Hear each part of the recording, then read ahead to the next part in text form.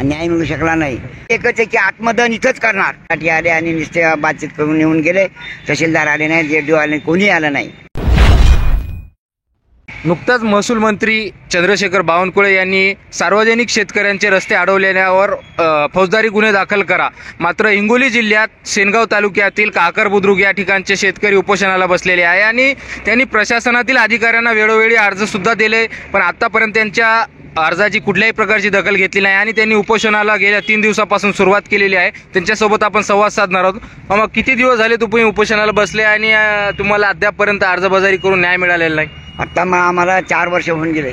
4 वर्षापासून आम्ही चालू आहे. औरंगाबाद गेलो, इकडं तिकडं सर्व काही केलं आणि न्याय मिळू शकला नाही. आणि 10 तारखेला सकाळी 7 वाजता इथे बसलो. आज 3 दिवस उंटून गेले. कोणता प्रशासनाचा कोणताही अधिकारी यायला तयार नाही, कोणीच नाही. उपाशी पोटानं आम्ही 4 जण बसलेले आहोत आणि बाजूचे दुसरे 2 आहेत, म्हणजे ते मेटर दुसरे आहे. अशा प्रकारचे आम्ही बसलेले आहोत.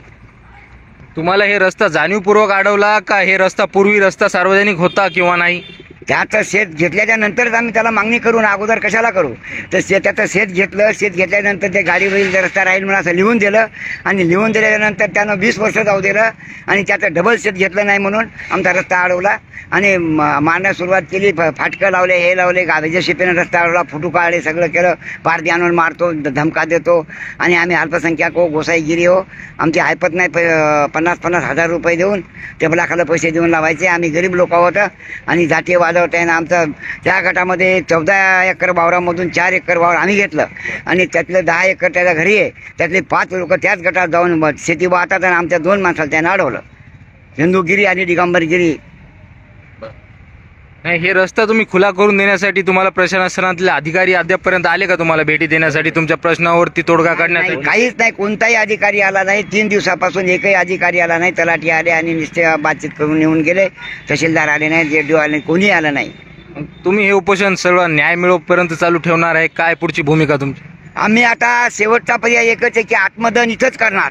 कारण की आम्ही एवढं शेत घेऊन भीक मागून वावर घेऊन जर आम्हाला शेती रस्ता मिळत नाही, प्रशासन एका बाजूने आम्हाला 13,000 रुपये एकराला पैसे देते आणि एका बाजूने हिरावून घेते.